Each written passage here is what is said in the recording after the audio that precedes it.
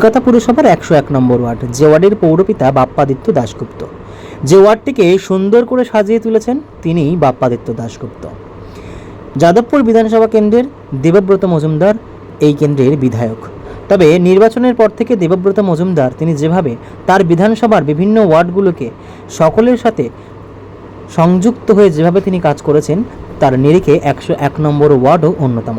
অবশ্যই বাপ্পাদিত্য দাশগুপ্ত আজ এই 101 নম্বর ওয়ার্ডে যাদবপুর লোকসভা কেন্দ্রের প্রার্থী সায়নী ঘোষের জনসংযোগ প্রচার হয়ে গেল ধুমধামভাবে।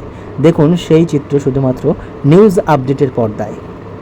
খুবই টাচড, আপ্লুত, অভিভূত, আনন্দিত এবং মানুষের যেই স্বতঃস্ফূর্ত সমর্থন তাদের ভাবভঙ্গিতে আমরা বুঝতে পেরেছি। আমি আশা করছি যে সেটা ভোটের বাক্সেও ট্রান্সলেট হবে।